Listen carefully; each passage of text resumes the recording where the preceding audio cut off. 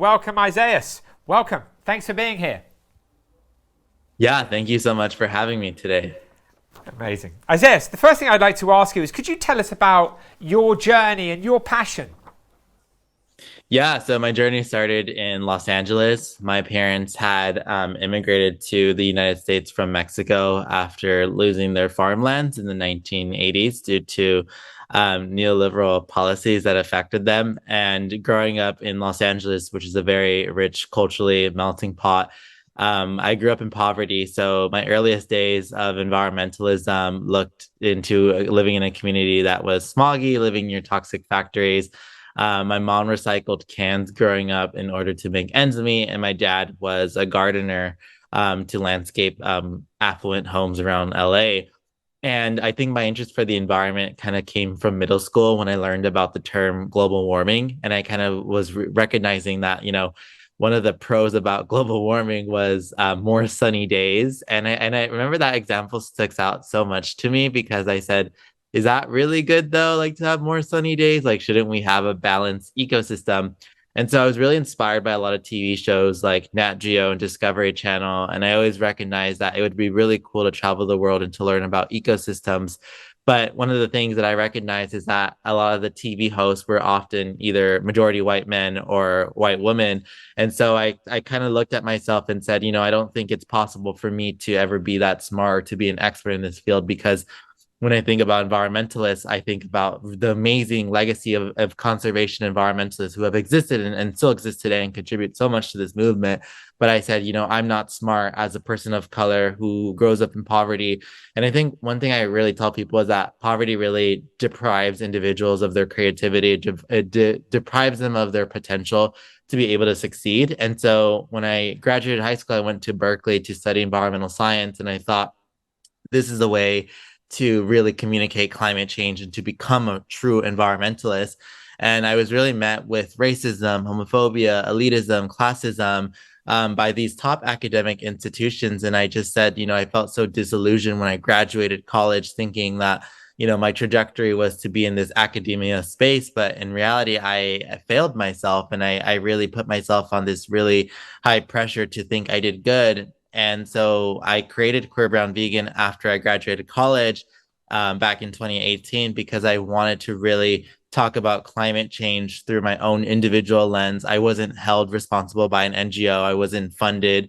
So I was able to have this creative freedom to talk about my lived experiences where I felt like both in the academic institutions, my lived experiences were not valid enough or they weren't seen as unique enough. But I felt that social media provided that and was a part of the solution to help kind of create the discourse around climate. For those who are for watching, just tell us about the organisation so that everybody knows about it. Just tell us a little bit about that story, would you?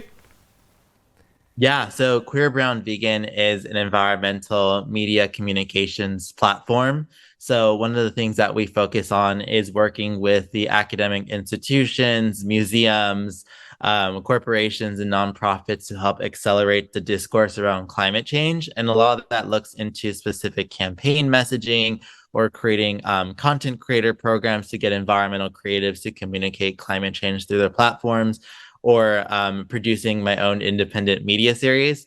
So right now I have this independent series. It's called Teaching Climate Together, where it pairs me as a host with an environmental scholar, or a grassroots leader, or an activist, and we define climate terminology together. And one of the reasons why I decided to focus on media specifically is that the environmental media space has often not been diverse, and there's a need for climate education to be presented online given the fact that many young people today receive their information around climate change through TVs and films, old journalism, which is like, our publications, and 25% of that is social media. And so I believe that, by joining forces with these large players and institutions to help fund the work that I'm doing, I believe that we can create different forms of environmental media that can be presented in university lectures or can be presented in high schoolers.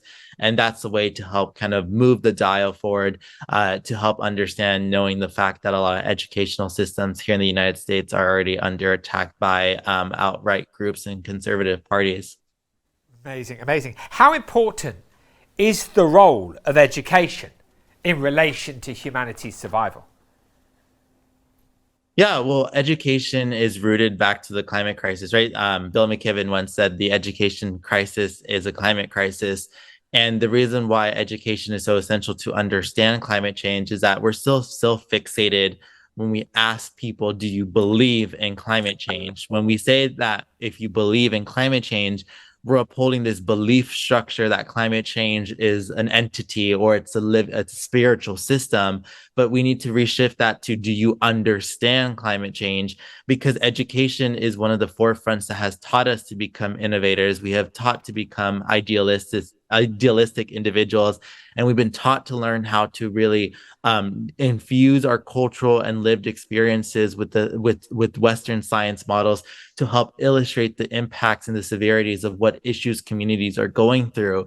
And education is such a powerful and dangerous tool depending on how you use it.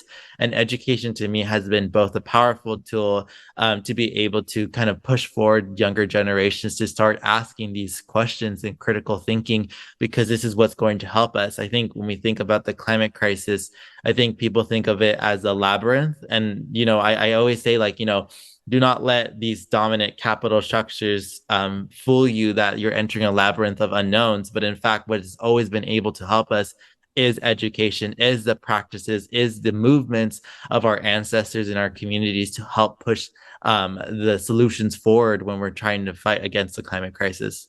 Amazing, Isaias. Can you tell me, how do you balance the issue of telling the truth about how serious the situation is without disempowering a young mind so that they feel it's a pointless exercise to try and make a difference?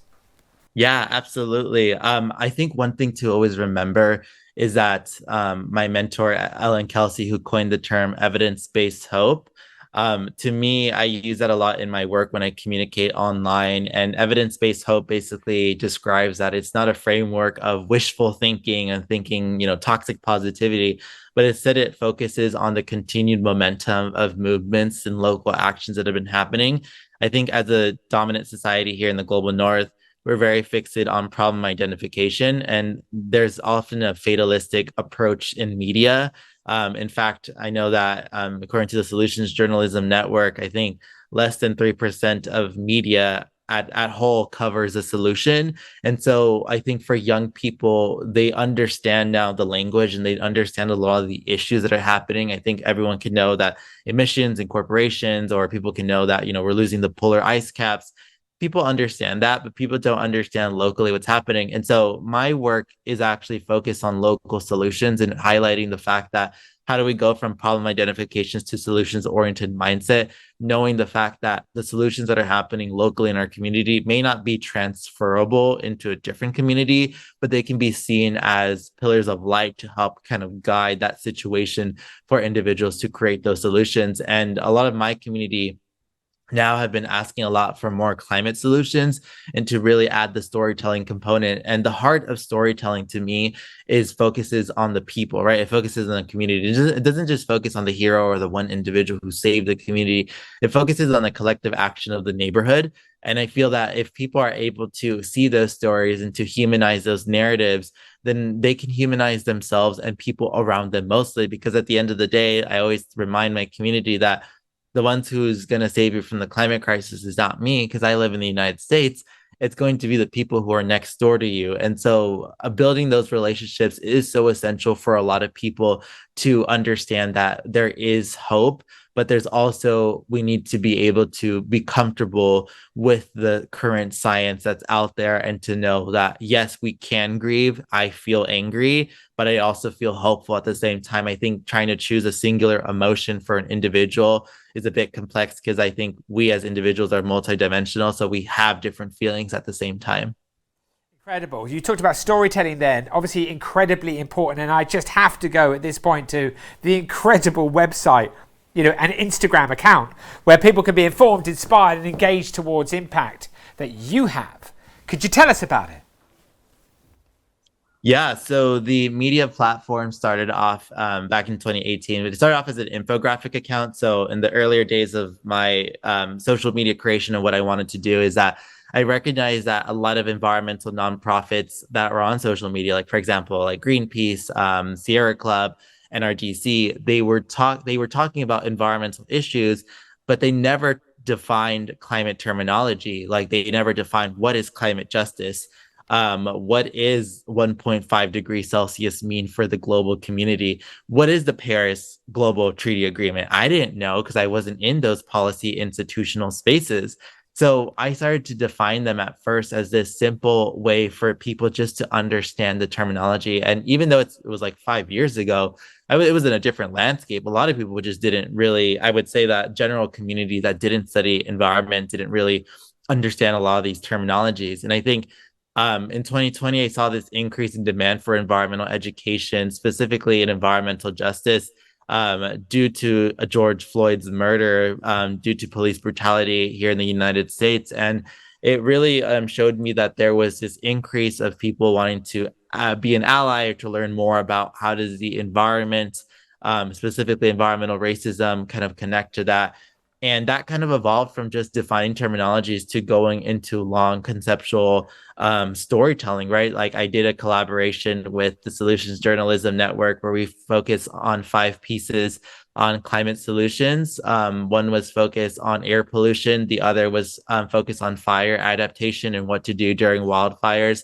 And the last few were focused on climate anxiety. And I feel that working with scientific researchers and academic professors and also grassroots organizations, I felt that this is the world that I want to live in, where I feel that a lot of the times older adults usually say, let's collaborate, let's work together. But they don't want to pay you. They don't want to give you too much resources.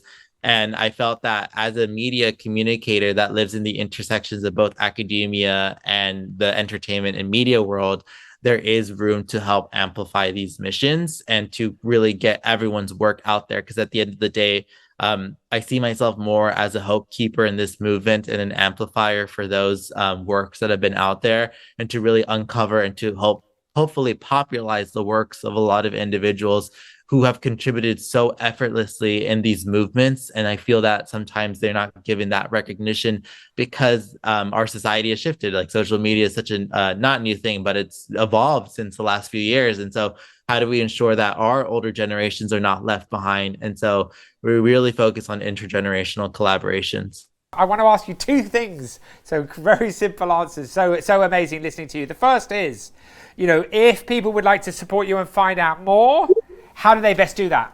Yeah, you can support me at queerbrownvegan.com. I will also be hosting an event called the Symbiocene at Second Home London on July 7th that you can buy tickets for.